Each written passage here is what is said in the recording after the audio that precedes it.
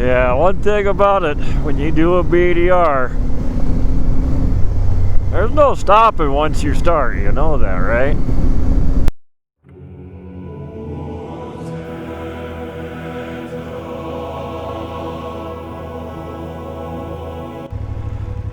Well, Thompson Falls Campground is pretty nice. Since part of 7 is not doable, we're gonna just skip it for today. Run to Libby, pick up section 8. It's kind of interesting. I was pulled over getting ready to head up here. Like, this is a pretty busy road. Just had 8 vehicles passing me. A couple out of state plates, not Montana. And you know, not one person waved. Where I come from, the way I was raised, you see a motorcyclist on the side of the road, you at least stop and acknowledge if they're okay, or if they need help, or a vehicle, anything, you know. Well, it starts out nice. It's a good road, but we're starting with some nice climbs, some good views. Look at that. Oh yeah, more views, more trees, more rocks. I love it.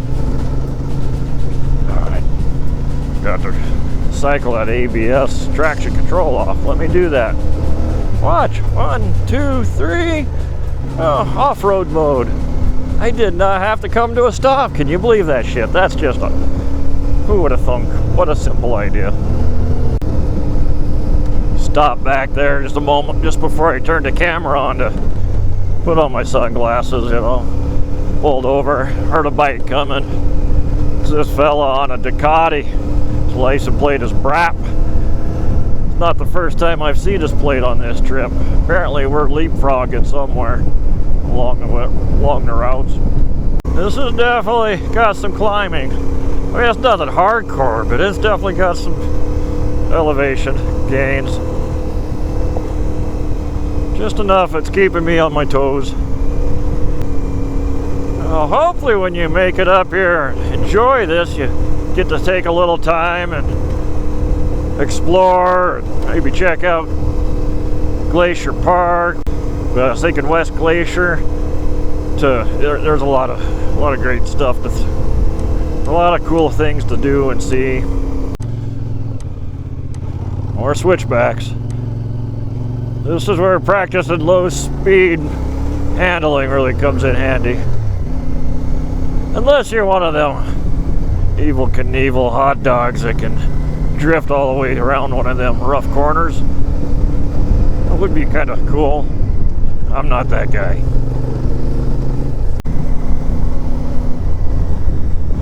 Still just too many trees for a hero shot. Alright, look at that. You can see the remains of a raging forest fire came through. I can't tell you for sure which year. It's probably in the last 2 or 3 years by the looks of it. As you can see, there's still some hay. There's some haze right now from some other forest fires.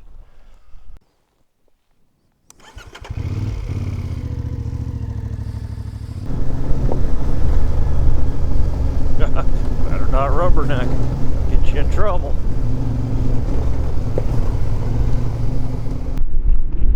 Figure this is as good of a place as any to stop and have a drink of water. Just look at this majestic view.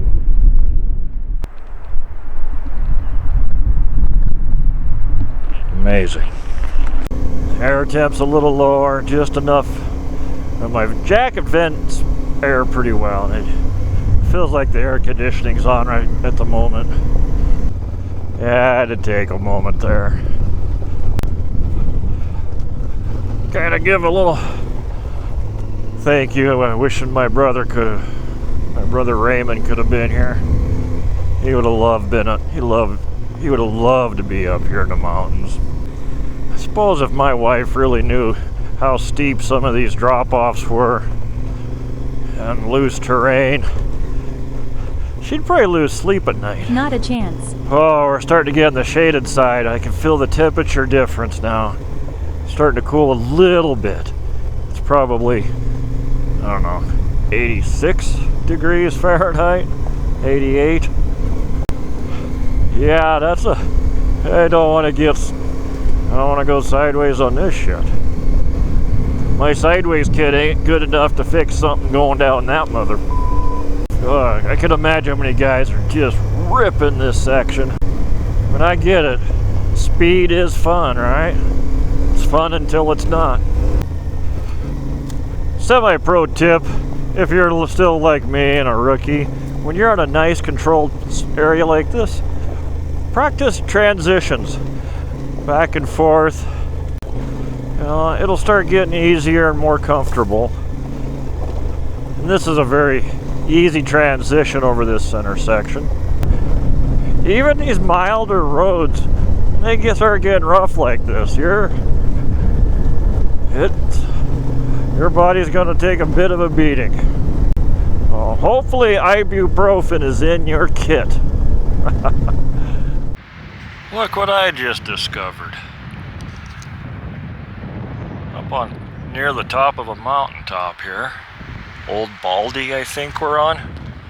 Let's go take a look here. Pretty cool place, this warming hut. Great view. Great place to drop trash. Bear-proof trash containers. Whoa, look at that wood stove. In loving memory of the Whitmarsh brothers, Jack, Eugene, Don. Got some cooking utensils, a couple fry pans, some tongs. So this is a snow warming hut, apparently created by the Lincoln County Snowcats maybe. Here in Montana, this is a lot of the state parks, a lot of the campgrounds will use these bear-proof containers. You gotta actually unlock with your fingers. Doesn't even hurt to leave something if you have it with you, some extras or some water. I see a little bit of antifreeze, some oil. It's awesome. Montana hospitality at its best, ladies and gentlemen. And make sure you sign their logbook to show who's been here. BDR, Montana BDR, Montana BDR. Someone from Seattle, North Carolina, here for the BDR. Shout out to you, Ray Eisner, I can't quite read it. Janie from Raleigh, North Carolina. Tom from Phoenix, Arizona. But wow, what a view. I do pretty good U-turns in my driveway. And this is steeper than it looks. That is for sure. If it was a full moon night, I would definitely stay. And I don't know what the Northern Lights are doing. God, this would be a great place for Northern Lights. Yeah, what an epic spot. Make sure you check out this warming hut. That is a first-class warming hut. At least for the ones that I've seen. Well, we're grinding some miles. This is probably my favorite time of day to ride. Temperatures are dropping. The sun's more to my back than in front of me. Bright enough we're not quite getting the full strobe light effect from the trees and the shadows. Yeah, what a mess. Don't catch your foot on one of them. That'll end your day. Look at that's a lot of trees. Look at this. See, another section. Just those were healthy trees. Was past tense. You're not necessarily top of the food chain out here, people. More views. Can you imagine that? Just more views. Yeah, one thing about it, when you do a BDR, There's no stopping once you start, you know that, right? It's not like you could just turn it off and go sit back in your couch. You gotta get it done. I mean, there's been some nice sections, but I think I really like this number 8. Number 1 had great views. Number 3 I gotta go back and do. And number 7 I gotta go back and do. I didn't want to do just half a 7 because of that road closure. Why did I wait till so late in life to get into adventure bikes? Leave a comment down below why you're not riding an adventure bike. There's an elk down there. I don't know where he went, but I saw him. Hello, ladies. I think I just scared the piss out of number 14. It's alright. It's alright, guys. Be chill. Be chill. Follow your mama. I like my I-Climb tent. I really do. But we are on the final push. I think we're about 20 miles to go to the finish line. To the Canadian border. It's challenging. Now, I suppose if you do this stuff every day, yeah. Or if you're in your 30s or 20s, or even my 40s. But yeah, my first BDR, there's definitely some mind over matter. Just keep on trucking moments. Well, good morning. I slept really, really good last night. My Nemo clips and my Zen Bivy just were in mesh. This is what moto camping really looks like. Bikes become a workbench.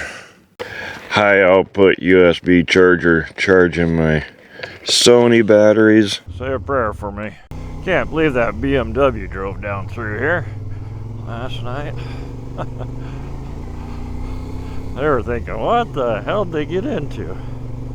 Eureka, Montana is where we are at. This girl don't care what she gets fed. She runs just fine on low octane. Town Pump gas station, Eureka, Montana. Chicken bacon Swiss sandwich for breakfast and a Diet Pepsi. The day can continue now. Yeah, I found more. My new addiction. These things are awesome. Dollar General. Good stop for a quick resupply. Well, I'm glad it's been actually dry weather.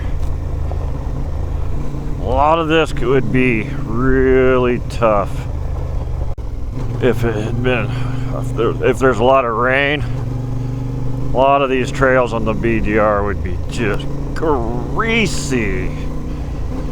And not the good kind of grease. Looks like 2 more corners. I see it on the map.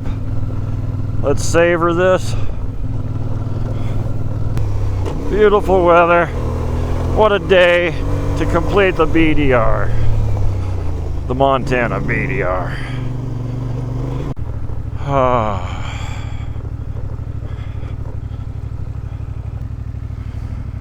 I don't see no fireworks and